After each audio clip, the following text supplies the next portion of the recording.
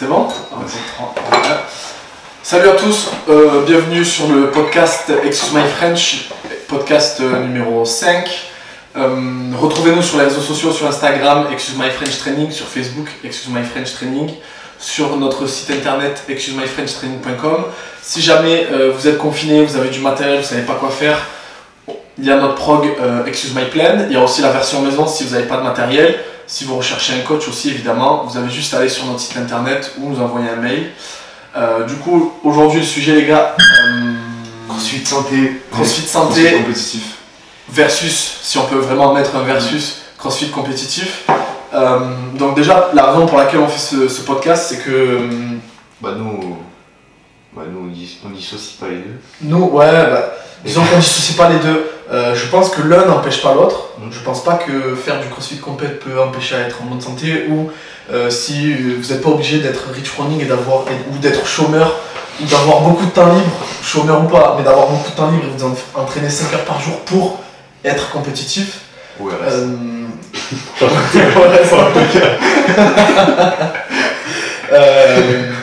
Du coup, on a décidé de faire ce petit podcast aujourd'hui pour débattre un peu sur le sujet, et essayer de parler d'un spectre ou de l'autre, c'est-à-dire parler d'un côté du spectre ou de l'autre, c'est-à-dire le mec qui veut aller au French Throwdown ou il y a plus de regionals, j'allais dire regionals, ou aux Games, et le mec qui veut juste venir à les Games, il y a peu de gens, tu vois, qui... Ah, très peu, oui, bien sûr. Qui envisagent, plutôt le mec qui faisait des compétitions françaises, des compétitions françaises. Ou internationales, parce que maintenant les sanctionnables c'est des compétitions internationales.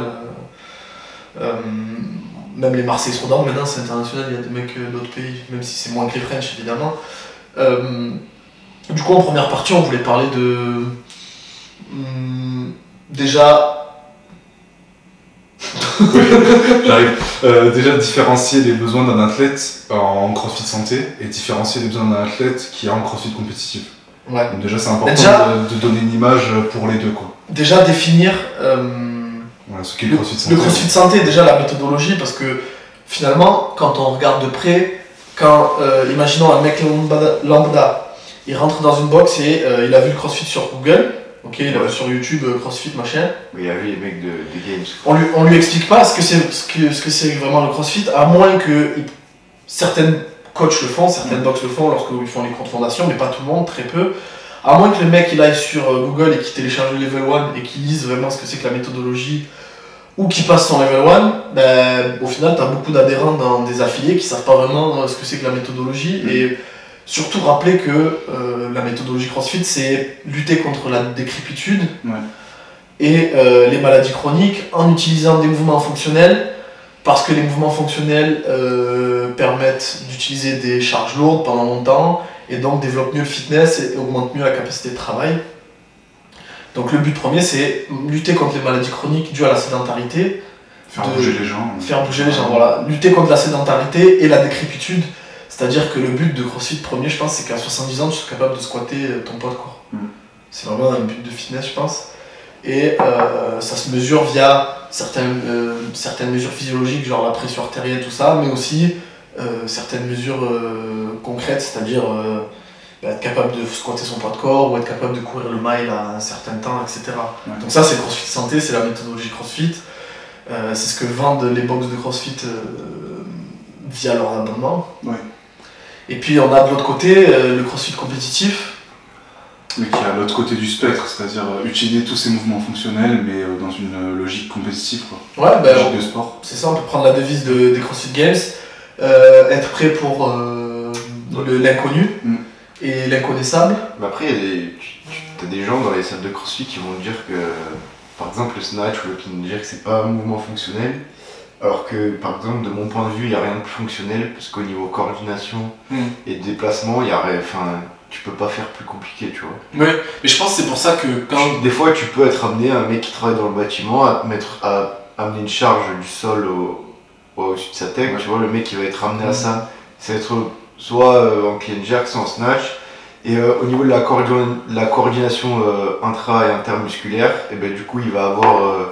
toute cette coordination et de par un mouvement compliqué, donc dans son travail aussi il va avoir moins de chances de se blesser. on peut placer aussi le CrossFit santé dans ce... Ouais, non, et puis moi, j'aimerais rebondir là-dessus, les mouvements d'haltéro, ça te permet quand même d'avoir des postures qui sont essentielles dans la vie quand tu te baisses pour ramasser des trucs, utiliser tes jambes quand tu vas soulever une charge au sol et tout ça. Et c'est des trucs que tu vas pas apprendre ailleurs, quoi. Ouais, ça joue sur la santé de la vertébrale, bien sûr. Et puis même en termes neurologiques, au niveau coordination, pour avoir cette coordination-là, il faut que votre système nerveux il construise on va dire, les chemins au signal nerveux. Donc c'est vraiment un développement de plusieurs qualités physiques. Et quand on y pense, CrossFit ou Greg Glassman, quand il a créé le CrossFit, je pense que les mouvements qu'il a intégrés ou les composants qu'il a intégrés, il les a pas choisis par hasard. Non. C'est-à-dire que l'haltéro est lié parce que... Coordination. Voilà, coordination, force, vitesse, parmi toutes les qualités physiques que CrossFit veut développer. Donc il y en a 10. Chaque mouvement qu'il a choisi, on va dire les mouvements de gym, la gym, l'haltéro, tout ça, il les a choisis parce que c'est finalement ce qui était le plus efficace sur ces qualités physiques-là. Ou en tout cas ce qu'il pensait être le plus efficace. Et je trouve que CrossFit est assez ouvert d'esprit sur ça, c'est-à-dire que si on regarde au fur et à mesure des années par rapport au début, il y a eu beaucoup de choses qui ont été ajoutées parce qu'elles ont prouvé leur efficacité. Donc par exemple, le strongman, ça a été introduit qu'après. Les mouvements de strongman, c'était introduit qu'après la création. À la base, le CrossFit, c'était une barre d'haltéro, une barre de traction et un rameur. Et c'est pareil, les ergos, certains ergos ont été introduits après. Après, est-ce qu'il n'y a pas une logique marchande derrière je pense que par exemple un mouvement comme le GHD, le biker, le skier, est-ce que ça n'a pas été ajouté pour vendre des produits en plus? Je pense qu'il y a de ça. Si, les ergos, bien sûr, Le biker, ça fait un moment que ça existe. Hein. Non mais... tu vois, ça a été amené dans le CrossFit. Avant, c'était pas les bikers. C'était les watt bikes. Les games, il y avait des watt bikes. Ouais, mais les watt bikes, ça existe peut-être ça fait longtemps aussi. Ça fait longtemps que c'est utilisé en prépa. Ça fait longtemps que c'est utilisé en prépa physique, tu vois. Non, c'est sûr. Mais est-ce que par exemple, tu vois, le skier, est-ce que c'est vraiment nécessaire ou est-ce qu'ils se sont dit, on a un nouveau produit dans notre gamme, on va l'allier à la prépa CrossFit, comme ça nous fait en vendre au moins un par box, quoi. Je sais pas exactement comment ça s'est fait, je pense que... après, c'est quand même... c'est discutable. C'est discutable, mais tu travailles beaucoup plus ton endurance au niveau du haut du corps. C'est plus ciblé au niveau du haut du corps, et dans la prépa physique, un mec, je sais pas quel sport prendre, on va prendre le judo, un mec qui va vite congestionner au niveau du haut du corps, tu peux lui faire du skier pour cibler vraiment cette partie-là, au lieu d'aller le faire courir, tu vois. Ça, au niveau point de vue prépa physique, du coup, je pense qu'il y a des machines qui ont été créées comme ça, et comme le CrossFit, ça s'est développé, il y a plus en plus d'argent, d'engouement, et je pense que ça arrivait comme ça, tu vois. Et Dave Castro, quand tu regardes le game, c'est toujours dans la recherche du nouveau. Aussi, aussi. Tu vois, un pegboard, tu vois, dans une salle d'escalade, il y en a souvent. Toujours apporter des composantes nouvelles pour en fait, ils vont chercher dans d'autres sports, ils inventent pas des trucs. Non, ils vont peut-être les mouvements à la dumbbell, les split snatch ou des trucs comme ça. Et encore, mais pas. C'est juste de l'haltéro en soi. C'est l'haltéro adapté à la dumbbell. Voilà, c'est même pas. Tu vois. Non, mais par exemple, moi, je sais plus où est-ce que j'ai vu ça, mais c'est vrai que par exemple, le GHD, ou même le fait que les dumbbells ce soit pas 22 kg, mais ce soit 22,5 kg, c'est des trucs qui ont été adaptés pour vendre des produits en plus, quoi. Parce que les dumbbells de 22,5 avant CrossFit, il n'y en avait pas en fait. C'était 22, 24, 20. Et c'est 22,5 parce que c'est 50 pounds en fait. Ouais, mais avant, je veux dire, ils ont choisi ce poids-là pour créer une nouvelle catégorie de dumbbells en fait. Je sais plus exactement où j'ai lu ça, mais ouais, c'était intéressant de voir comment ils ont développé le sport pour aussi vendre du produit en même temps, parce que c'est quand même un énorme business. Ah, bien sûr. Après, je pense qu'il y a aussi la logique d'être prêt à tout, et le fait de pas rester que sur rameur, mais d'utiliser d'autres trucs, tu vois, toujours ramener un nouveau truc aussi, ça faisait... Et puis même quand toi tu fais du crossfit, imaginons le mec lambda qui fait du crossfit, qui va à sa box 1 heure par jour, il est content de des fois faire du ski à la place du rameur. Non, c'est vrai. Et puis, oui, je pense qu'aussi il y a une logique marchande, mais il y a aussi une logique, je pense, marchande dans le sens où que ce soit plus vendable. C'est-à-dire que c'est plus facile de vendre, c'est plus facile d'ouvrir une box de CrossFit en termes d'achat de matériel que de muscu, par exemple. Aussi. Il y a aussi cette logique-là, je pense, un peu. C'est plus ça dépend dans quelle salle de muscu tu veux t'orienter. Si tu veux t'acheter dans la machine guidée ou. Ouais, les machines guidées ça coûte cher. C'est surtout ça. Mais une salle de muscu, t'es obligé d'avoir un minimum de machines guidées. Oui, Alors une salle de crossfit, il y en a très peu où il y a de la machine guidée. Ouais, mais quand tu réfléchis par rapport à notre méthodologie, bah nous, on a été formés pour être préparateurs physiques. Ouais. À part un leg extension, les curls et peut-être une poulie haute. Ouais, on n'utilise pas les machines. Ouais, c'est clair. Clairement, à la fac, on nous apprend pas à les utiliser. Ouais, on t'apprend à faire de la prépa physique comme si t'étais sur le terrain, donc en salle de crossfit ou sur un terrain de foot avec un élastique ou des trucs comme ça, tu vois, vraiment. Donc ça rend le crossfit plus accessible aussi à un bon nombre de gens. Tu peux mettre une barre de traction chez toi, acheter 2 dumbbells et tu fais du crossfit. Ouais. Puis souvent, ce qu'on voit de plus en plus, ça revient à ce que tu disais Jules, quand il y a des équipes de sport collectif qui se déplacent, qui vont en déplacement et qui ont besoin de faire un prépa physique, elles louent souvent des salles de crossfit plutôt que des salles de muscu. Ouais. Parce qu'elles savent que dans les salles de crossfit, il y aura les ergos, il y aura les barres d'haltéro, il y aura ce qu'il faut. Bon, ça c'est. Voilà. Mais du coup, on peut différencier entre le crossfit santé et le crossfit compète. Le fait que le crossfit santé soit pour mettre en santé, le but premier c'est que les gens soient en bonne santé. Oui. Alors que le but crossfit compétitif, faut être en bonne santé, mais c'est pas ça le but premier. Mais j'ai envie de dire, c'est même plus loin qu'être en bonne santé, c'est carrément crossfit santé. On dit crossfit santé, mais au final c'est développer son fitness, c'est-à-dire que Oui, c'est le. si demain tu dois déménager et lever des meubles, tu dois être capable de le faire. Ouais, bah au final c'est être en bonne santé. Ouais, oui, c'est ça. Pour moi c'est ça, tu vois, la santé ça se définit à ça. C'est ne pas être. C'est une nouvelle définition de la santé. Ouais, mais c'est ne pas être, putain, je dois déplacer un fauteuil, faut que j'appelle 2 personnes, tu vois. Ouais. Faut que j'appelle 2 mecs qui font de la muscu, tu vois. Il y a 10 ans, c'était un peu ça, je trouve, tu vois. Ou je pars en vacances avec ma famille en bord de mer, je suis capable de nager 2 km sans problème, tu vois. Et c'est une nouvelle définition de la santé par rapport à ce qu'on a dans notre société occidentale. Dans notre société occidentale, être en bonne santé, c'est juste pas prendre de médoc ou pas aller chez le médecin. Alors que finalement, pas vraiment. Et c'est une nouvelle définition de la santé. Et aussi, ce que je voulais dire, c'était le mec qui va dans une box de crossfit, qui prend son abonnement et qui fait les WOD, il s'entraîne pas pour être bon en crossfit. Ouais, à la différence du crossfit compétitif, ou en crossfit compétitif, le mec qui vient me voir et qui me dit je veux aller au Marseille, je veux aller au French ou peu importe la compète avec un bon niveau, ou je veux faire top 50 aux Open, top 50 français, etc.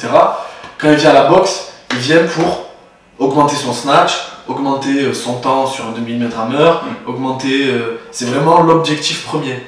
Alors que le mec qui fait du crossfit santé, il veut augmenter son snatch, il veut augmenter son 2000 m/h, tout ça. C'est des variables, on va dire, ça fait partie des smart goals, des objectifs mesurables.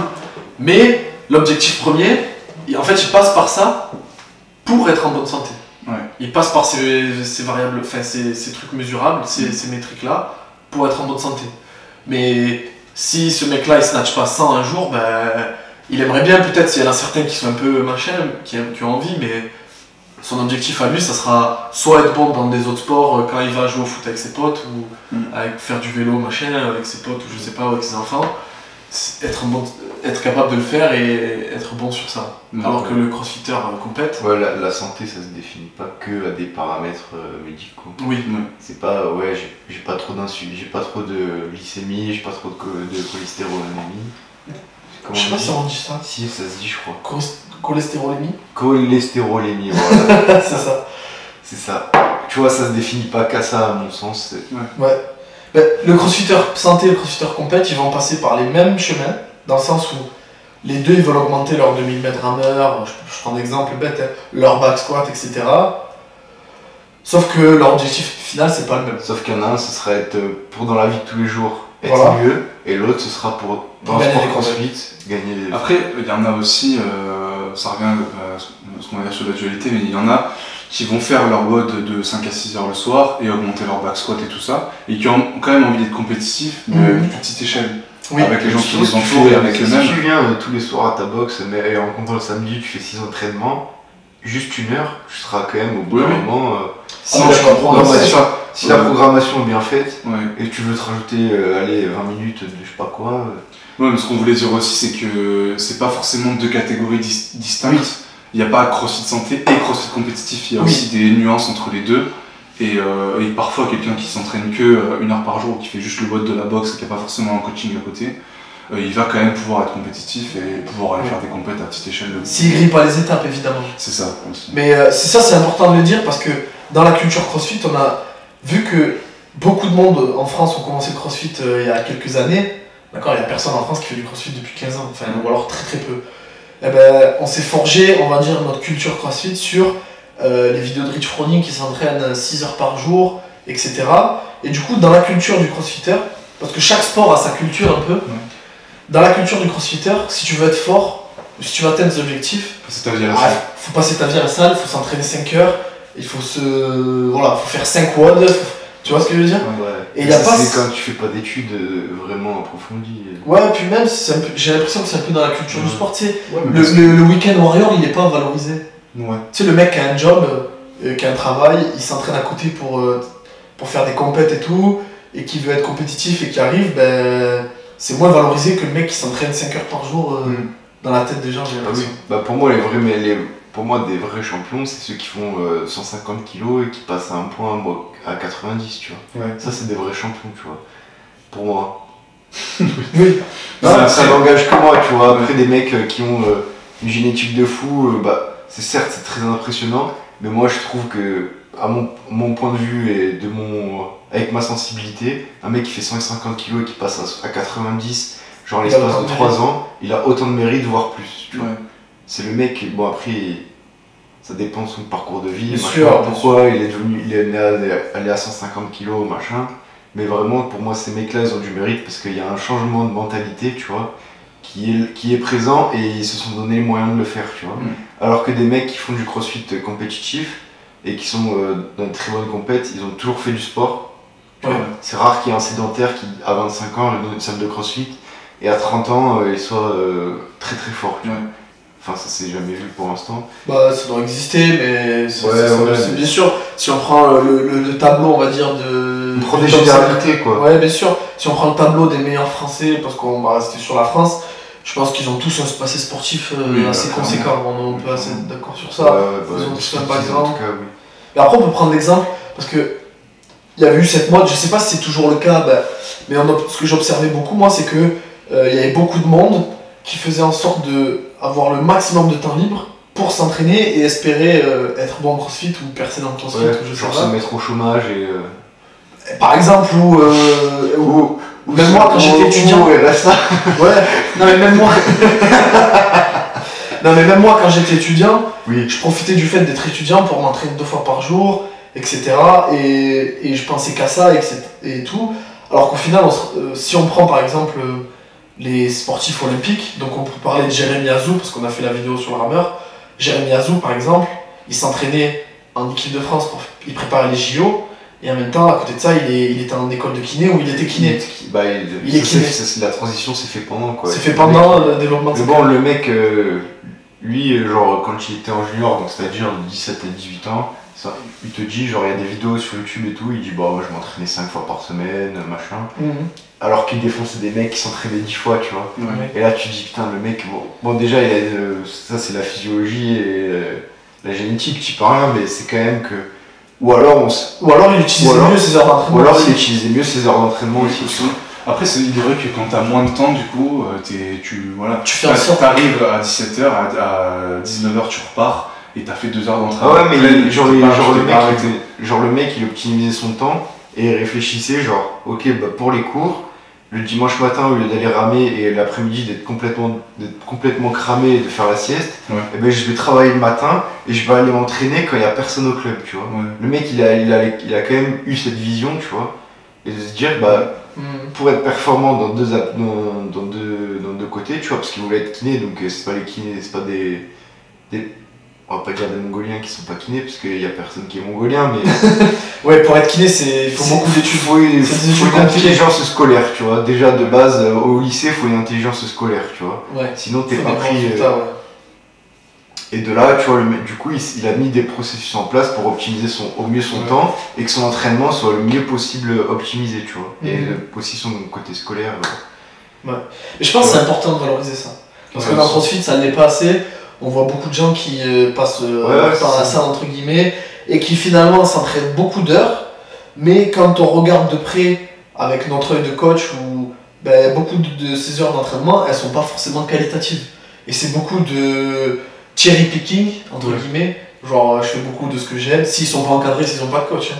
Je fais beaucoup de ce que j'aime, ou alors je fais beaucoup de ce que je pense être bon, mais ma vue elle est biaisée parce que je suis pas coaché, ou parce que voilà, on a tous, on va dire, une vision un peu biaisée par rapport à notre passé et notre histoire. Et au final, les gens qui ont plus de temps, des fois, dans certains cas, c'est ceux qui ont le moins de qualité dans leurs entraînements, c'est ceux qui s'entraînent le moins bien. Par exemple, le mec qui va débuter le crossfit, et là par exemple ça va différencier le mec qui fait de la santé du compétitif. Un mec qui veut faire vraiment, qui veut s'entraîner, qui a le temps de s'entraîner, et son kiff c'est faire des barres, tu vois, mais pas faire de la compète, et fais des barres, tu vois. C'est vraiment, ton truc c'est cleaner des trucs, faire des cleans à 150, matcher des 120. Vas-y, amuse-toi, tu vois, c'est... Ah oui, bien sûr. Tu vois, là aussi, il y a cette différence, il y a cette différence de « Ok, j'ai le temps de m'entraîner, je veux m'entraîner, mais c'est pour mon plaisir et je fais ce que j'aime. Ouais. Mais alors là, tu tombes pas dans la catégorie crossfit compétitif, du coup. Non, tu tombes dans crossfit santé parce que tu fais ce que t'aimes et c'est santé mentale, machin. C'est limite même une catégorie intermédiaire. Quand on disait il n'y a pas de dualité, c'est pas soit l'un soit l'autre, le mec, il fait du crossfit parce qu'il a envie d'avoir des bonnes barres et de réussir des trucs cool, machin. Donc au final, il le fait pas vraiment pour la santé. Bon, il y pense un peu peut-être. Mais les compètes, ça le branche pas de ouf non plus. Au final, dans quelle catégorie tu le ranges celui-là, tu vois? Il est dans ni l'une ni l'autre. Après, c'est vrai que si tu t'inscris dans une box de crossfit, c'est quand même pour suivre la méthodo. Et si t'as des gens qui ont des préférences, forcément, gym haltéro, conditioning, enfin cardio long. Mais si ton kiff c'est de cleaner des grosses barres, du coup ton kiff c'est pas d'être bon au crossfit parce que ça veut dire que tu laisses plein de trucs derrière. Donc au final tu suis pas le truc qui est d'être la tête le plus bon possible quoi. Oui, tu fais pas la méthodologie crossfit à proprement parler, mais t'en fais quand même. Genre, ton kiff c'est faire des barres, avant tu te fais ta petite montée en gamme, tu fais un travail technique en haltéro, et après tu te fais un WOD, un truc un peu bien sale, tu vois. Ça veut dire quoi? C'est le suivant. Serre-moi. S'il te plaît. Serre-moi, s'il te plaît. T'as vu, ça a cligné et tout. Le mec il a tout ça. Serre-moi. Ouais. Tu vois, et ce mec là, je pense qu'il aurait moins de mal. Lui, c'est plus. Comment on dit? C'est plus une catégorie vigorexie. Genre le mec il veut tout le temps faire plus. Non, ça bigorexie c'est plus dans le bodybuilding, enfin c'est un complexe. Ouais, mais il y a des mecs en crossfit, enfin il y a des gens en crossfit et même dans la vie de tous les jours, je pense qu'ils ont tendance à se dire je me suis pas entraîné depuis une semaine, j'ai perdu 3 kilos, ou j'ai pris du gras, tu vois. Et il y a ces personnes-là aussi qui dans le crossfit qui rentrent dans cette catégorie de bigorexie. Ah bien sûr, mais j'ai raté 1 heure d'entraînement, ou aujourd'hui je me suis entraîné que 1h30. Ou que 1 heure au lieu de 3, du coup je vais perdre, je m'entraîne pas assez, et au final c'est plus contre-productif qu'autre chose, et c'est vrai qu'il y a beaucoup de gens comme ça. Et en fait, au final ces gens-là, il faut juste les éduquer, mais ça revient à ce que je disais tout à l'heure, la culture du crossfit. Dans la culture du crossfit, le crossfitter il pense Rocky. En fait les crossfitters c'est des Rocky. Les crossfitters dans leur tête c'est des Rocky. C'est faut que je m'entraîne à 6h du mat, 3h, faut que j'aille machin et que je revienne le soir faire encore 3 heures. Mais je pense que ça c'est beaucoup lié aussi à la pratique du crossfit qui est que tu as besoin d'être bon dans tellement de choses qu'au final tu te dis j'ai besoin de faire quelque chose. Bien sûr, et une fois que j'ai fait mon squat lourd le matin, il faut que je fasse ma gym le midi, le soir je vais aller ramener, le lendemain matin je vais aller courir, parce que j'ai tellement besoin d'être bon en tout, alors que tu verras jamais un bodybuilder aller 4 fois par jour à la salle, alors qu'un crossfitter il va peut-être le faire. Tu vois. Ouais, même un force athlétiste. Un force athlétiste c'est 4 fois semaine. Ouais, c'est plus l'effort, s'il va à 3 fois c'est pas mal. Mais parce que voilà, il sait que sa séance, de toute façon il peut pas encaisser un volume. Par exemple un haltéro, il peut aller 2 fois la semaine, 2 fois à la salle. Par jour. Un haltéro par jour. Par jour. Tu vois, Mohamed et Yab. Bah après, c'est des professionnels, mais. Ouais, des professionnels, ils vont 2 fois par jour, tu vois. C'est vraiment. Et eux, c'est vraiment. Là, Pourtant, il n'y a que 2 mouvements. Pourtant, il n'y a que 2 mouvements en haltéro. Ouais, mais genre le matin, ils vont venir faire squat, tirage, l'après-midi technique, tu vois. Ouais, bien sûr. Ou une séance renfort bodybuilding et une séance haltéro. Mais après, il y a aussi ce que tu disais, Théo, il y a une part de. Il y a beaucoup de choses à travailler, du coup, il faut beaucoup de temps parce qu'il faut tout travailler. Ouais. Et il y a une part de la culture que CrossFit eux-mêmes nous ont servi Oui, c'est clair. depuis des années, C'est clair. avec. Il suffit de regarder le film Rich Running Ouais. sur Netflix. Mais au-delà de ça, même les vidéos qu'ils publiaient entre 2014 Voilà, par et exemple. 2017, c'était. Passer une journée avec Rich C'est ça. Running et tu voyais faire 4 WOD. Ou des espèces de camps qu'ils faisaient tous ensemble, là, c'est Road to the Games en 2016. Qui sont en Bahamas. Non, ils sont chez Rich Running. Ah. Et ils font 6 watts dans la journée, quoi. Et Oui. les mecs ils disent moi je me couche, j'ai encore envie de faire un WOD parce que j'ai vu mes potes à l'autre côté de la Ouais, bien mer sûr. qui sont en train de Et s'entraîner. les gens ils voient que les meilleurs ils font ça, ils se disent Ouais. ah, c'est forcément ça qu'il Ouais, faut ouais. que tout le monde fasse, Mm. c'est ça qui marche. Parce que bon, les gens ils prennent beaucoup de raccourcis C'est normal. au niveau hein. mental, oui Attends, bien sûr, bien sûr. Et du coup ils associent ça à forcément la Mm. réussite. Et... Mais quand tu.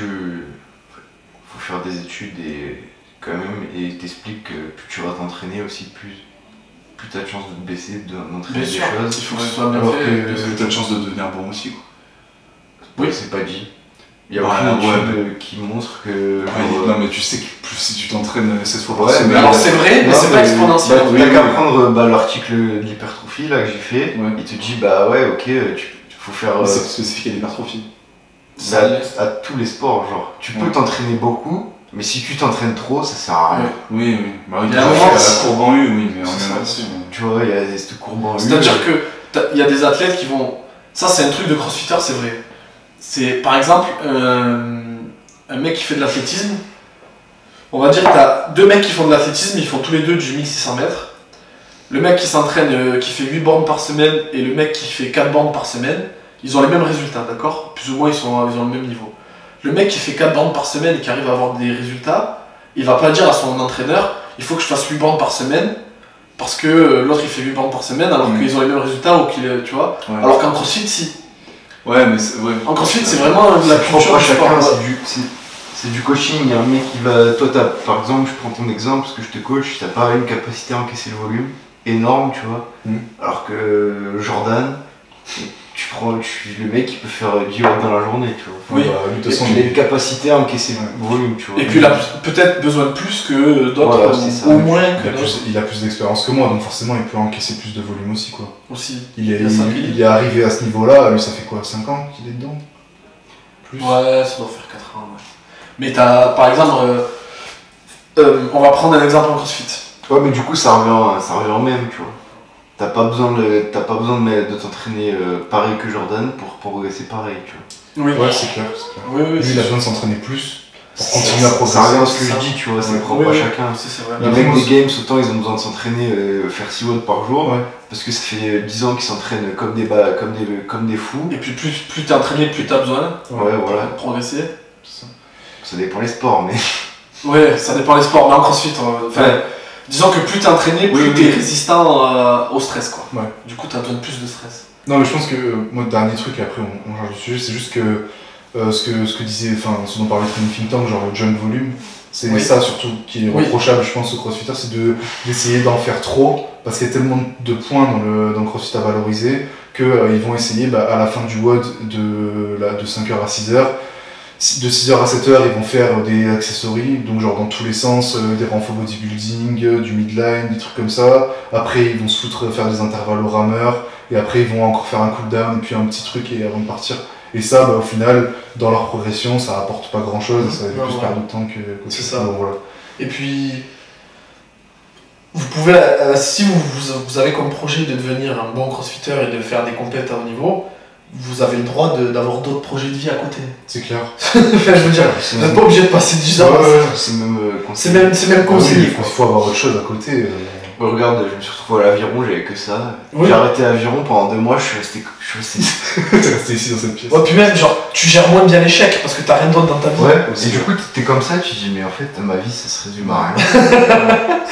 Non, mais quand t'as cette redescente et tu dis, t'arrêtes, et tu dis, putain, mais. Mais là, vu que les Jeux Olympiques ont été annulés l'année dernière, il y a plein d'études qui sont sorties sur des gros cas de dépression chez les Olympiens. Mais c'est Puisque normal. en fait, c'est des mecs qui pendant 4 ans ne s'entraînent que pour un truc. Et Ouais. si soit ils sont pas sélectionnés, soit ils se blessent et tout, et ben il y a des énormes cas de dépression, des suicides. Les mecs qui peuvent se Et sauter ouais, dans la parce toile, qu'ils ont plus que ça. Ils sont Ouais. en centre de formation, il reste plus rien à côté. Leur vie tourne autour. Ouais. Et Je du me coup, si souviens, ça marche pas. Aussi, c'est normal Enfin, c'est normal parce que. Et après, c'est le coach qui a peut-être mal fait son travail à dire trouve-toi une autre occupation. Et c'est pour ça qu'en aviron, peut-être, il y a eu des. Jérémy Azou, genre quand il a arrêté, la vie de sa vie continue. Tu vois, il était kiné, il voulait construire sa vie de famille, machin, et au final, je pense pas qu'il ait eu. Je le connais pas assez, mais je pense pas qu'il ait eu des problèmes. Parce qu'il a su segmenter, tu vois. Parce qu'il a su segmenter, et quand tu écoutes son discours, c'est vraiment. Ce qui l'a aidé dans la performance, c'est pas l'entraînement, c'est tout ce qui va autour. Ouais. Tu vois, c'est vraiment. Putain, mais imagine, je vois tous les jours les mêmes têtes, machin, je vois pas mes patients au kiné, mais je vois tous les jours les mêmes têtes, mais en gros, mon entraîneur et 3 coéquipiers d'entraînement.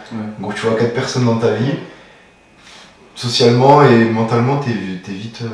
Est-ce qu'on peut pas remettre en cause un système aussi? C'est-à-dire que le sport professionnel, est-ce que vraiment. Pour certains sports, est-ce que c'est vraiment nécessaire?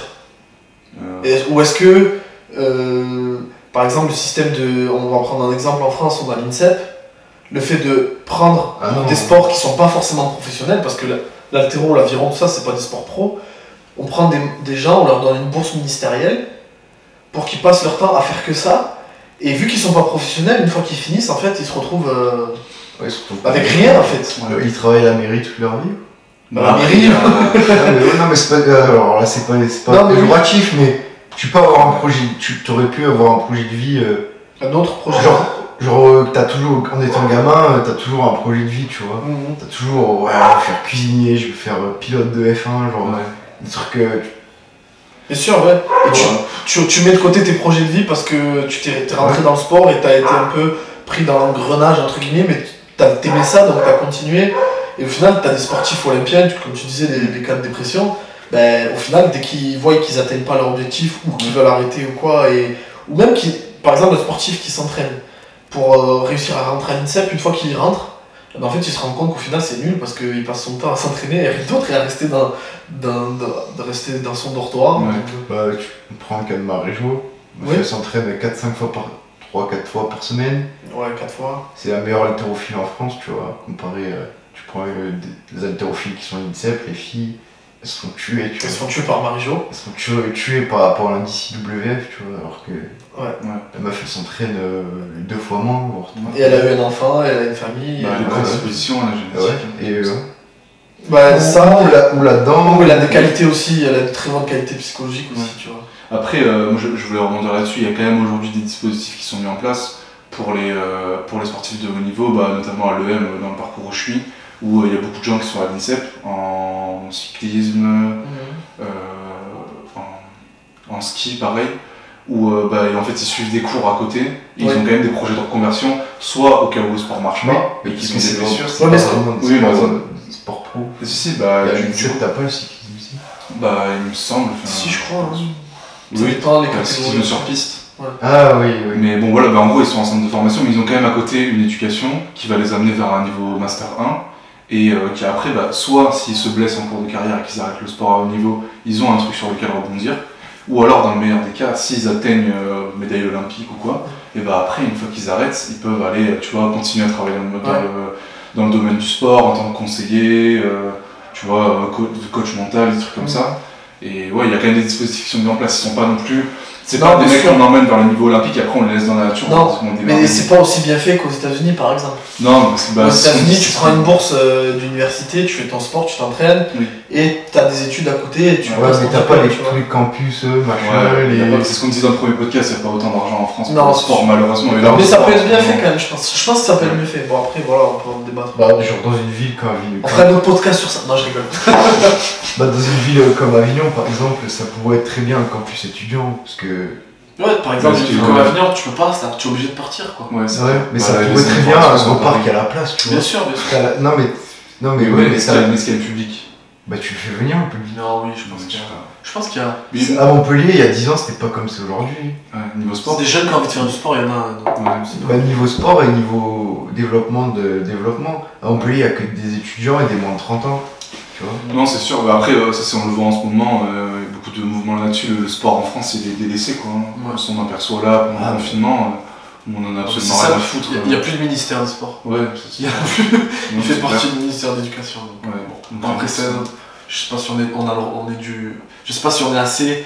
Ça nous concerne. Ouais, ça nous concerne, mais je sais pas si on est assez pour en débattre. Ouais. Non, je pense pas.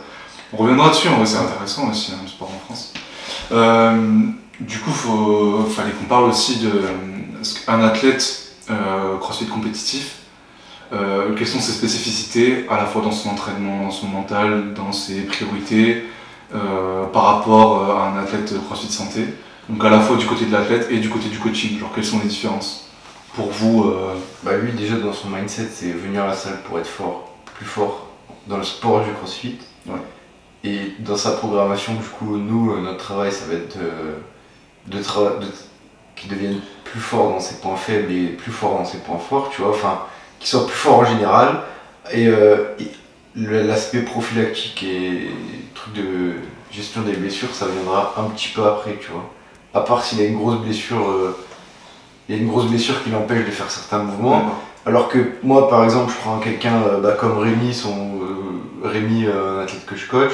Donc Rémi qui est de quel côté du CrossFit santé, moi je le place un peu plus. Mais il aimerait bien performer aussi, tu vois. Oui. Mais il est blessé et il est venu nous voir parce qu'il peut plus faire les WOD. Parce qu'il est blessé justement. Et nous, on est plus dans cette...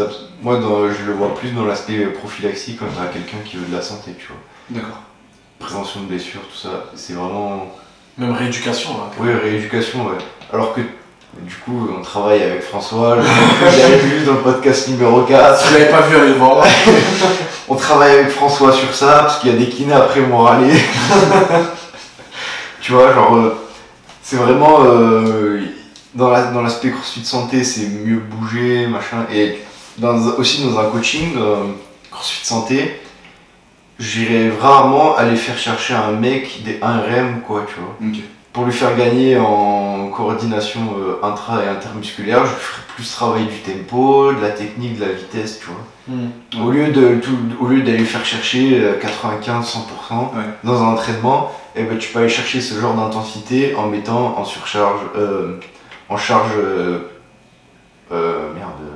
additionnelle, tu mettras 85% par rapport à son max, tu vois. Okay. Et il serait déjà à intensité de 100% au niveau musculaire. Toi, tu garderais des max juste pour lui montrer à lui-même qu'il a progressé, ou pour plaisir. Et encore, s'il est dans cette optique-là, tu vois. C'est vraiment... après, s'il est dans une optique de je m'en fous, je veux juste dans la vie de tous les jours être bien. Ouais. Et tu vas pas forcément lui faire des max. Le mec, c'est un déménageur, tu lui fais un peu de tempo. Pourtant, si on regarde la programmation de CrossFit.com, il y a beaucoup de RM. J'aimerais, moi, savoir pourquoi ils mettent autant de RM, parce que si on regarde les Heavy Day sur la programmation de CrossFit.com, c'est souvent des 5 RM, 3 RM. Et j'aimerais bien, moi, savoir pourquoi, dans quelle optique ils font ça. Ça serait bien de leur demander. Je sais pas s'ils en parlent. Une des qualités requises pour le CrossFit, c'est la force. Et ils veulent prouver que la force se maintient au travers des semaines et sur différents exos, parce que des fois c'est deadlift, des fois c'est squat, des fois c'est même strict press. Et du coup, je pense que le but c'est ça en fait, c'est de prouver que la force elle se maintient. Malgré, même si tu as eu une semaine où il y a eu plein de WOD qui sont pas forcément, qui recrutent pas forcément une qualité de force, et bah, si le vendredi tu mets un 3RM en deadlift, le mec il va être capable de faire au moins aussi bien qu'il y a 3 semaines avant. Après, il n'y a jamais de pourcentage aussi. Sur la programmation CrossFit.com, il n'y a jamais de pourcentage. Je sais qu'il travaille, Greg Glassman à un moment donné, il travaille beaucoup avec Marc Ripeto de Starting Strength. C'est lui qui a créé le WOD, par exemple, le CrossFit Total, c'est Marc Ripeto. Et sa méthode à lui, c'est Texas Strength. Et en gros, il n'y a jamais de pourcentage dans sa méthode à lui, c'est toujours au ressenti. C'est même pas du RPE, c'est du ressenti. Vraiment, c'est du... En fait, à chaque fois qu'il y a une séance, tu vas chercher des top 7 en fonction de ta forme du jour. C'est un peu mi-bulgare, c'est un peu inspiré du bulgare, tu vois. Après, pour revenir sur CrossFit santé et CrossFit compétitif, sur le CrossFit compétitif... Ah ouais, le CrossFit bulgare, quel CrossFit, la méthode bulgare, laquelle tu parles? Bah celle où tu vas chercher des RM tous les jours. Pourquoi tu parles de quoi, toi? Ça m'a fait penser au contraste de charge, mais... sur la méthode bulgare? Non. De toute façon, je vais être méchant. La méthode bulgare, tu sais, le contraste de charge... Pour moi, attends, on va en parler. Pour moi, les coachs qui utilisent les méthodes bulgares encore aujourd'hui, qui l'utilisent trop, parce que des fois on peut les utiliser. Mais ça me fait penser à un peu... C'est la recette magique. Non mais ça me fait penser à l'armée française face aux Allemands en 40, tu vois. C'est-à-dire que le mec, il s'était has-been. Ils se sont fait défoncer. Et ben, les coachs qui utilisent la méthode bulgare, ils sont encore en 80. Bon, bref, passons. On peut pas faire de la méthode bulgare avec par rapport à ton RM 80% et 50% de ton RM, tu vois. Ça n'existe pas, ça, du contraste de charge avec 30% et du coup en charge totale en comptant ton poids de corps. Il y a genre 40 kg d'écart alors qu'il y a des études actuelles qui montrent qu'il faudrait genre 60% des différences. Ouais. Entre le poids de corps plus barre avec ton lourd, genre tu fais 2 reps à 90% et les 3 reps légères, et ben limite des fois faudrait tout le temps te délester, tu vois. Ouais. Donc tu te délestes avec un élastique et tout, mais... C'est pour ça qu'est apparue la French Contrast Method avec du balistique. Ouais, voilà. Mais du coup, la méthode bulgare, en fait, c'est un truc qui est ancré dans le temps et qui était valable enfin, pas qui était valable qu'à l'époque, mais qui était valable que pour les athlètes de l'époque, quoi. Ben, c'est Dans les formations, en fait, dans l'évolution du truc, tu vois que c'est pas... Tu veux de la... Ça a pas résisté au temps, quoi. Ah, non, Si tu veux du recrutement temporel et spatial, bah, le spatial tu l'as pour le lourd, le temporel par le léger et la vitesse. Mais le temporel, au final, tu te rends compte que faut que tu sois en survitesse, tu vois. Ouais. Okay. Du coup, en survitesse, tu peux pas... En survitesse, en course, ça fait des années qu'ils le font, et même des décennies, je pense, ils vont dans une pente. Alors pourquoi en altéro, tu te délesterais pas? Oui, c'est clair. C'est intéressant, c'est pour ça que d'ailleurs... C'est une logique qu'il n'y a pas eu et que en gros ils ont attendu qu'il y ait des myographies. Des myographies. Et la loi d'Henman qui montre que des électromyogrammes, les fibres de type 2, donc les fibres rapides, tu les recrutes soit en mouvement balistique, soit sur du très très très très lourd. Okay. Donc en gros, entre les deux, tu recrutes pas. Et c'est pour ça qu'après est apparue la French Contrast Method qui a remplacé un peu la méthode bulgare où tu fais du lourd et après du balistique en fait. Okay. Donc balistique c'est de la pliométrie, des sauts, des trucs comme ça. Du coup petit aparté sur la méthode bulgare. Mais du coup je parlais de la méthode bulgare de l'équipe d'haltéro de Bulgarie des années 90 où on fait tous les jours intéressante aussi. Qui est très intéressante aussi et on peut faire un podcast entier sur ça. Du coup je voulais dire que le crossfitter compète, nous en tant que coach, donc déjà, il va falloir cycler son entraînement, ce qui n'est pas le cas en CrossFit Santé. Si on regarde la programmation de CrossFit.com, il n'y a pas de cycle parce que le but c'est d'être toujours prêt à tout le temps et d'être fit. Alors qu'en CrossFit Compète, le mec il a un calendrier de compète. Je trouve que c'est pas cyclé. Au niveau des mouvements, mais au niveau genre weightlifting, non, parce qu'il n'y a pas de pourcentage. Non, sur CrossFit.com, mais au niveau genre c'est cyclé, au niveau genre je trouve toutes les 3 semaines, tu retrouves le même modèle en fait. Oui, genre la semaine 1, tu retrouves le lundi du monostructurel, gym, weightlifting, la fois combiné. Ouais, c'est ça. Et en fait, ça se répète tout le temps un peu, sauf que dans les 3 semaines, tu changes un peu les jours et les gens ils se rendent pas compte. Alors. Oui. Mais ce modèle-là, il est fait pour en gros, les modalités soient toujours équilibrées, en gros, qu'il n'y ait pas que du weightlifting ou que de la gym. T'as quand même une réflexion derrière de cycler quelque chose, tu vois. Ouais. Mais ça c'est bien que tu le dises, Jules, parce que les gens ils pensent que CrossFit.com c'est au hasard. Sauf qu'en fait non, tu regardes juste... Mais tu regardes sur 3 semaines et tu t'en rends vite compte. En fait. Ouais, tu regardes le guide du level 1, t'as le modèle qu'ils utilisent pour que les modalités soient équilibrées et qu'en fait il n'y ait pas que du monostructurel ou que de l'haltéro, ou en termes de pourcentage sur la programmation. Donc du coup, pour un individu qui va faire du crossfit compétitif, il y a cette notion de cycle, c'est-à-dire que sur 3, 4, 6 semaines, il va faire presque les mêmes exercices, ou comme moi, il y a des cycles de développement au burpees par exemple, pour devenir plus fort au burpees. Ouais, par exemple, tu n'auras pas ça pour un athlète crossfit santé. L'athlète crossfit santé, il veut pas être performant dans le sport, donc l'athlète crossfit compète, il veut l'être. Donc tu as ses faiblesses, ses forces, tu vas fixer des objectifs au moyen terme et court terme en fonction de ça, en fonction du profil de l'athlète, etc.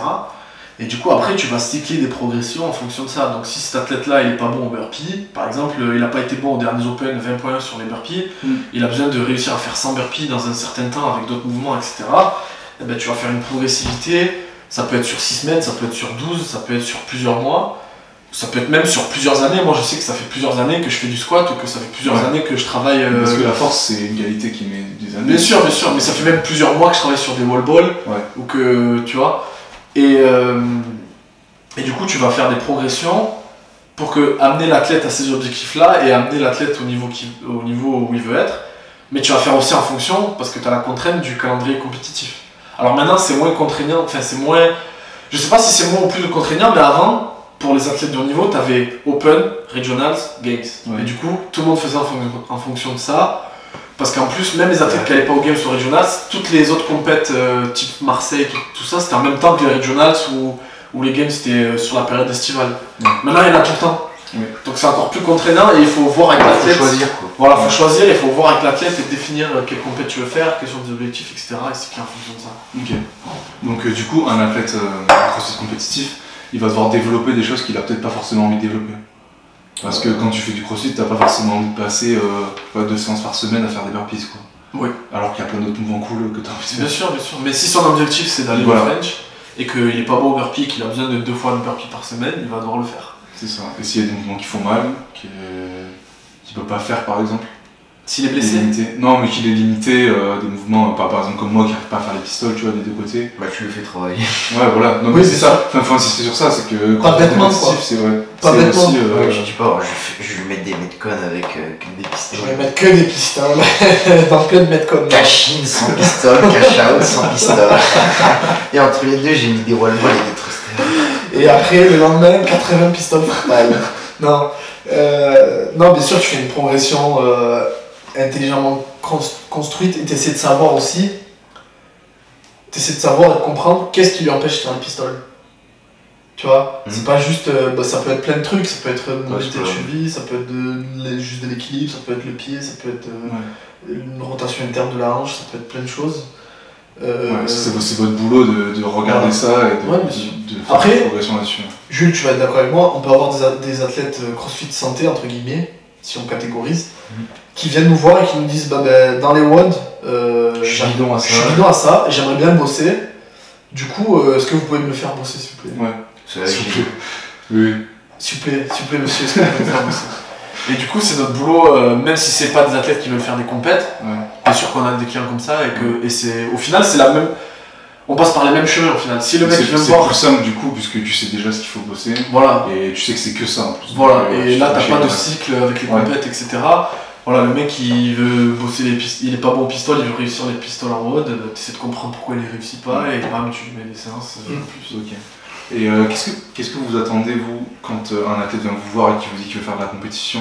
Vous attendez quoi au niveau de son mental, ses priorités comment vous arrivez à définir si c'est vraiment fait pour lui, s'il va pas avoir des difficultés une fois qu'il va se retrouver dans le monde de la compétition? Bah si, Est-ce que vous arrivez à... Ouais, mais voilà, mais il y en a peut-être qui ont envie d'en faire, tu vois, mais qui n'ont pas le truc compétitif dans le crâne, quoi. C'est-à-dire, Et quand bah, tu dis. par exemple, Déjà, un mec qui Un veut mec- faire de la compétition, c'est qu'il l'a un peu dans le crâne. oui, Ouais, mais je non, pense. je me suis mal exprimé, mais c'est les chemins qu'il faut pour arriver à la compétition. Parce Ah. qu'un mec qui veut faire de la compétition, il va peut-être arriver comme moi en juillet et penser qu'une prog personnalisée, c'est 3 mètres comme par jour, 6 jours par semaine, et voilà. Et quand il se retrouve à devoir faire Ouais. des trucs auxquels il est pas On a bon, vu genre j'ai envoyé la prog, il a vu, il a fait ah ça va, c'est chill et tout. Et 3 jours après, on fait le volume, ça va pas été. non mais voilà, comment vous arrivez à je sais pas, à différencier un athlète, quoi, enfin à lui expliquer que c'est à travers ces chemins-là qu'il faut passer, voilà, le chemin On on a a dit fait clairement, moi je te l'avais dit clairement. Ouais, ouais. On a Je pense, testé, ouais, quoi. il y a la discussion qui. Moi je lui avais dit à Théo, je lui avais dit ouais mais en fait, genre je lui avais dit très clairement t'attends pas à avoir un Metcon tous les jours, tu vas avoir des trucs, ça va être chiant, ça va être long, ça va être tes faiblesses des fois. Bon après on essaie de faire en sorte que ce soit un peu plus sympa que chiant, mais il y a des trucs, si t'es nul dessus et que tu galères, bah moi tu mets des je prends mon exemple, strict HSPU, ça va me faire chier à en faire alors que je sais qu'il faut que je les bosse, tu vois. Ouais, bien sûr.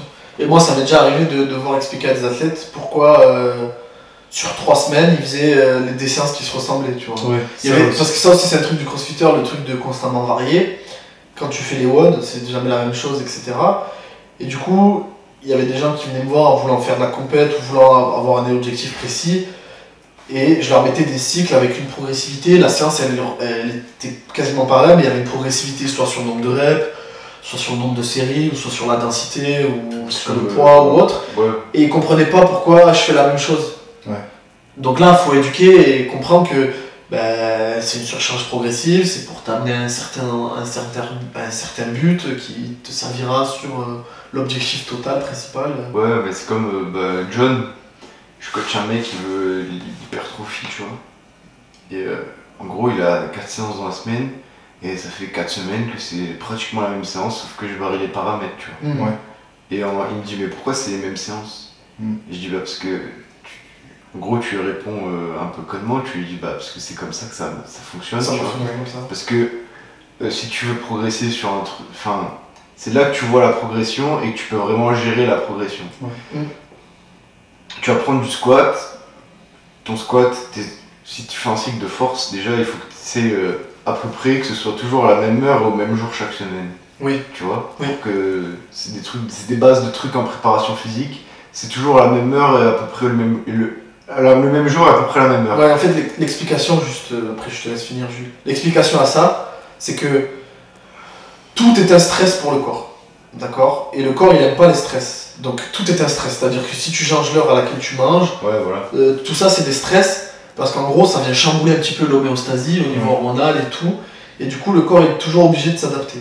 Et c'est un peu, si tu veux amener l'eau à un seul endroit, imaginons que tu as une rivière, tu veux amener l'eau à un endroit précis, donc là c'est l'entraînement, les adaptations sur les mouvements que tu veux, mais tu vas mettre des pierres pour que l'eau aille à cet endroit. Mais là c'est la même chose, tu réduis toutes les autres variables, donc l'heure à laquelle tu t'entraînes, l'heure à laquelle tu manges, pour que la seule source de stress ce soit l'entraînement. Mais du coup, il me dit, mais pourquoi? Et je lui explique ça, tu vois. Et je lui dis, en gros, c'est comme si tu prenais un cycle de squat. Ben, ton cycle de squat, globalement, c'est toujours la même chose. Hein. Oui. Tu vois, tu prends un cycle linéaire ou ondulatoire. Si tu es un peu intelligent, au bout de 6 semaines, tu comprends comment ça fonctionne. Tu vois. Et en fait, tu varies les paramètres. Donc, un cycle de squat, tu vas varier le volume ou l'intensité, mais tu vas garder le même mouvement qui est le squat. Tu vois. Alors que dans l'hypertrophie, c'est exactement la même chose. Et je lui ai expliqué, par exemple, là je lui ai mis par exemple des AMRAP, tu vois. Ouais. Je fonctionne beaucoup comme ça avec l'hypertrophie. Et je vois que par exemple, je lui mettais AMRAP strict HSPU, parce que aussi il fait du crossfit et donc. Il voulait être bon aussi à un HSPU. Non, mais c'est moi parce que. Oui, parce que. Ouais. Il fait du crossfit, donc c'est un mouvement de crossfit, confinement, donc il a une période de dumbbell et strict HSPU, tu vois. C'est un bon moyen. Donc strict HSPU. Il a beaucoup progressé, genre au début il faisait AMRAP-3, il faisait 10 reps, et à la fin je lui avais mis AMRAP-1, il avait fait 17 reps. Du coup il a accumulé beaucoup de volume parce qu'il avait un set en plus et tout, donc beaucoup de volume égale hypertrophie. Sauf que la semaine d'après je lui ai mis 6 fois AMRAP, juste en gros max rep, pas de rep en réserve, et ben là il m'a fait 12 reps. Et en gros à partir de là j'ai vu que c'était du coup, hop, semaine de deload, ou carrément je lui change l'exercice principal. Le moment où il progresse plus, tu lui changes l'exercice. Et en fait, ça marche pareil, tu vois. Dans n'importe quel sport, la prépa physique, tu fais la prépa physique hors du terrain, bah ça marche comme ça. C'est ta base, et tu vois la progression, et le moment où il ne progresse plus, c'est là où il faut changer quelque chose. Okay. Et puis ça permet de contrôler les variables et de suivre la progression. Voilà. Et c'est pour ça qu'on fait des séances et du coup qui sont pas forcément qui correspondent pas aux attentes des athlètes, puisqu'ils s'attendent eux à avoir du constamment varié, puisque c'est ce qu'ils voient, d'ailleurs c'est ce qu'ils voient au niveau des athlètes haut niveau, mais parce qu'eux ils peuvent se permettre de ça, puisque leurs faiblesses elles sont quasiment éliminées quoi. Mais du coup faut pas se dire je prends un coach perso, il m'envoie presque la même séance de semaine en semaine, il se prend un peu de ma gueule. Alors je pense que beaucoup pensent ça. Mais alors que pas du tout. C'est que ça marche, la préparation physique, ça fait des centaines d'années qu'il y en a. Et la littérature, ça marche comme ça. Et quand toi, au niveau empirique, tu vois que ça marche, tu t'y intéresses. Et de ta propre expérience, du coup, John, ça a fait ça. Et là, on est sur un cycle, en gros, j'ai changé tous les exercices de sa séance. Et il va reprogresser, tu vois. Et re-accumuler du volume. Et ça va être. Et le fait de changer ses exercices aussi, nouveau stress, donc adaptation, tu vois. Donc hypertrophie. Genre, il avait 77 kilos et un mois et demi après, là il fait 80, tu vois. Il a pris. Ça a marché. Tu vois, ça a marché. Après, tu disais les athlètes de niveau ils font pas ça, mais en fait, si. Ils le font sur certains aspects de leur fitness. Ah oui. Sur certains. Voilà, si par exemple tu as un athlète qui a une faiblesse et qui veut progresser sur ça, ils vont le faire. Ils font des cycles de force. Ils font des cycles de force qui sont adaptés bien sûr à ce qu'ils font, mais. Il y a une logique. Mais est-ce que je pense que le gros de leur entraînement, c'est quand même du constamment varié et des WOD qui sont similaires aux WOD qu'ils vont avoir en compétition. Je pense qu'ils montrent aussi ce qu'ils veulent. Bien sûr, ils montrent ça parce que c'est plus vendeur, mais aussi, ils font beaucoup plus ça quand ils arrivent vers les compétitions, ils le font plus parce que c'est l'effort demandé. Mais quand ils ont une logique aussi, structure dans l'entraînement. Bah bon, je pense qu'on va prendre l'exemple d'Eric Froning là, en 2011, où je crois, où c'est ça, où il se loupe complètement sur les rock climb. Oui. Et l'année d'après, il arrive et il vole. Ouais. Il a pas fait des rock climb tous les jours bêtement, tu vois. Non. Je pense pas que. Non, il a dû mettre une progressivité. Ouais, parce que le mec, il est intelligent quand tu vois des personnes qui s'entourent. Oui. Quand tu vois que c'est une tour Bien de sûr. piscine chaud, machin, et c'est impossible qu'il ait fait ça bêtement. Bah non, mais à son niveau, tu peux pas être bête, de toute façon, ton entraînement. Ça paye, enfin, ça se voit forcément en compétition si t'as été con et que t'as fait. Quoi? Ça dépend. Ça dépend. À qui? Non, bien sûr, non, Rich Froning, il est très intelligent. Oui. Non, mais si tu prends le top 5 games, bien sûr, c'est des mecs intelligents. Ouais, ils ont un coach. Au bout d'un moment, Rich Froning, il fonctionne avec des coachs, tu vois. Après, voilà. Chaud, machin, RP Sprints. Il y a certains athlètes de haut niveau qui savent pas pourquoi ils sont forts. Certains athlètes de haut niveau. Non, mais c'est pas des professionnels du métier, ils sont pas forcément coachs. Ils ont les qualités, etc. Ils ont les qualités mentales qu'il faut au bon moment, et ils arrivent à être bons. Mais ils sauront pas t'expliquer pourquoi ils sont bons, pourquoi ils s'entraînent comme ça, etc.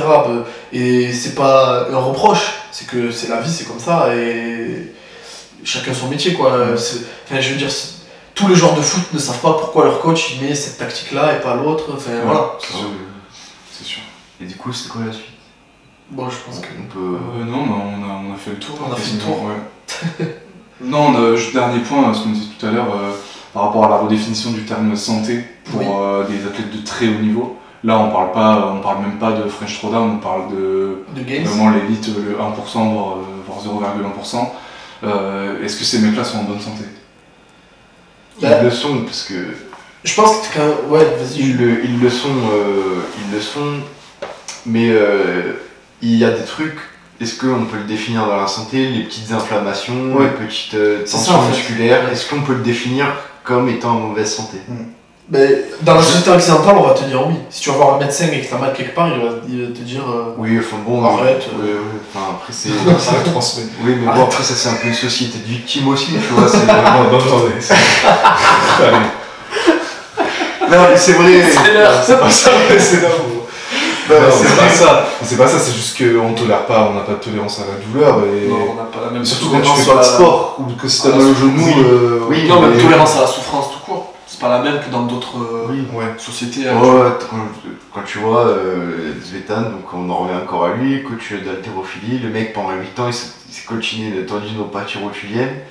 Et il s'est fait opérer du genou tellement il était calcifié son tendon. Donc c'est pour te dire la douleur. Ouais, lui c'est l'autre extrême quand même. Non mais c'est vrai. Il est pas de la société occidentale. Bah c'est un Bulgare. C'est un Bulgare. Et puis là, mais après il faut machin. contextualiser le fait qu'aussi l'haltéro c'était ce qui lui ramenait à manger. Quoi. Oui. Donc ça aussi tu vois ça change tout. Ça change tout parce que c'était l'haltéro qui lui mettait de la nourriture dans l'assiette. Bah comme un ouvrier qui a mal au dos et qui continue à porter des c'est la même chose pour les athlètes des games, c'est leur métier et je pense que pour performer il faut être en bonne santé. Alors les termes de santé pour moi c'est pas juste avoir une tendinopathie mais ils sont en bonne santé.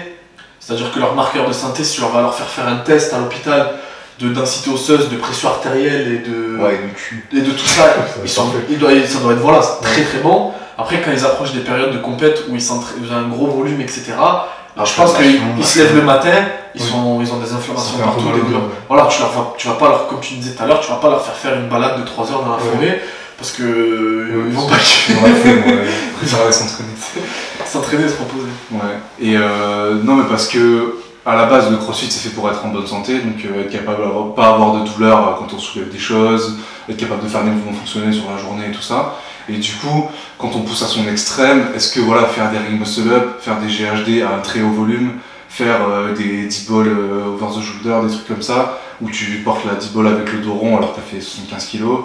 Voilà, est-ce qu'on peut dire qu'un athlète comme ça, il est en bonne santé? Oui. Moi je pense que plus que le Ah bah attends, je vais revenir à cette histoire de dos rond. Pour moi... Oui, non mais je sais, putain, je sais pas pourquoi je dis ça, c'est mauvais exemple. Non mais pour moi, quelqu'un qui est en bonne santé, c'est quelqu'un qui arrive à mettre de la tension dans ses muscles tout autour de la colonne, dans n'importe quelle position, il y a de la tension musculaire, donc il est en bonne santé. Il peut ramasser sa bouteille là, en étant dos rond, sans se faire mal, tu vois. C'est un truc ça, ou alors des trucs quand tu vois en initiation haltéro, bah là à la fac j'ai fait des initiations haltéro à des mecs qui faisaient du triathlon, la position 4KO. Donc tu fais le dos rond, Une position dos rond, t'es comme ça, tac. Ça, il y en a, ils arrivent pas à le faire. Et ça, c'est un problème de santé. Bloqué. Non, c'est juste parce qu'ils ont ont pas la ils ont pas au niveau neurologique, tu vois, ça se fait pas ça, tu vois. Ah ouais, Tu vois, genre, tu leur dis de faire ça, ils sont incapables. Ouais, alors que c'est ça pour moi, tu vois, déjà. Santé de la colonne, c'est arriver à faire bouger sa Ouais, colonne. bien sûr, je suis d'accord avec lui. Tu vois. Je suis d'accord avec lui. Santé de l'épaule, c'est arriver à monter l'épaule ici, tu vois. Après, c'est le bras, pardon. c'est variable au sport. Je pense que le crossfitter de haut niveau, alors dans tous les sports, à un moment donné, l'entraînement, le but c'est de créer des adaptations, et plus tu es fort, plus tu as du mal à en créer, donc plus tu t'entraînes. Et il y a un moment donné où tu crées une surcharge d'entraînement, mais il y a un moment donné où tu bascules dans le surentraînement, et là tu tombes, là tu as mauvaise santé, parce que là ton système immunitaire il est faible. Donc je sais pas si tu l'as vu, les cours avec Kando à la fac, il expliquait que le cycliste du Tour de France, les moments où ils s'entraînaient, ils avaient des gros volumes, où ils essayaient d'être en pic de forme, et ben c'était le moment où ils tombaient plus malades, etc. Donc après ça, quand tu vois Tour de France, Pinot qui abandonne parce qu'il a une pharyngite alors qu'on est en juillet, quoi. Ouais, c'est ça. Non mais voilà, par exemple. Ils sont foutus. Ouais. Mais après c'est variable au sport. Ça tu le vois plus dans certains sports que dans d'autres, parce que le volume d'entraînement, parce que la demande du sport, parce que. Mais il y a ce truc de, à un moment donné, il y a un palier qu'il faut pas franchir, et les athlètes de très très haut niveau, les 0,01%, comme tu dis, ils frôlent ce palier-là. Mais si on reste dans ils jouent avec la limite. Si on reste dans la définition de la santé en crossfit, du coup, c'est. Ils sont en bonne santé. Ouais, mais du coup. Ouais, mais est-ce que c'est viable au long terme pour eux d'être comme ça, tu vois? Genre Fraser, enfin Ben Smith qui fait ça, qui va aux Games depuis 10 ans. Est-ce que le mec, 12. Est-ce que le mec, ses épaules, elles sont pas totalement flinguées d'avoir connu en plus l'époque où on faisait les instant push-ups sur les rings, de manger des snatchs 3 fois par semaine? Preuve que non, il est toujours aussi fort. Il faut opérer du genou, il est très bien revenu. Mais s'il faut opérer du genou, voilà, bon, il a eu une blessure, mais après. Sur 12 ans de haut niveau. Après, non, voilà, mais je pose la question. Je pense qu'on peut, là, sur les. On a 10 ans pour. Donc on a Ben Smith en exemple, ça fait 12 ans, il est toujours en bonne santé, il est toujours aussi fort. On peut tirer une autre conclusion, on tirera une conclusion dans 15 ans, voir comment il sera Ben Smith. Si dans 15 ans Ben Smith il clean toujours 130, il snatch 100, etc., là on pourra dire que oui, le crossfit c'est pas dangereux déjà. Bon, déjà ça on le sait déjà, mais. Et puis tu peux faire du crossfit bien, être fort et longtemps. Après il y a aussi, c'est comme par rapport aux médailles olympiques, il y a les 3 médailles olympiques et il y a les centaines de mecs qui sont laissés derrière, qui sont entraînés tout aussi fort que les autres et qui n'ont pas réussi. Là c'est pareil, il y a je sais pas combien de milliers de personnes qui tentent d'aller aux Games chaque année, et je veux dire ces mecs là qui sont laissés sur le carreau, qui n'ont jamais passé les regionals ou quoi, dans quel état ils sont aussi, il faudrait regarder aussi la grosse majorité de ces mecs qu'on voyait monter en 2016 et qui ont arrêté en tout temps, voir dans quel état ils sont. Mais je pense qu'il y en a qui se sont blessés. Après c'est pas forcément dû qu'à la pratique, il y a aussi d'autres variables. Mais ça on peut pas le voir pour l'instant. Oui, le crossfit est trop jeune pour voir les. Ouais, puis même il y a des variables autres que juste le sport en lui-même, parce que un mec qui, on va dire, a des problèmes d'épaule ou qui a un mauvais schéma moteur, on en parlait avec François, et qu'au niveau fonctionnel, il fait mal les mouvements et il continue, et il se fait mal et il continue parce qu'il veut atteindre ses objectifs, etc. C'est pas juste dû au crossfit de haut niveau. Oui. Bah, c'est en partie, c'est une des variables qui l'a mené à cette blessure, mais s'il l'avait bien traité. Après, c'est aussi l'exigence du sport de niveau, c'est-à-dire que tu as ceux qui réussissent qui se blessent moins, et ceux qui réussissent pas parce qu'ils ont été moins résistants. Comme Zvezda, non? Genre en haltérophilie en Bulgarie, c'est les meilleurs, c'est ceux qui se pétaient pas. Ceux qui se blessaient pas. Non, bon, après, c'est notre école. De quoi? Ah ouais. Quoi? J'allais dire un truc, mais faut pas le dire. On peut conclure, hein. Je pense. Je pense que c'est complet. Merci d'avoir écouté le podcast, et puis à la semaine prochaine.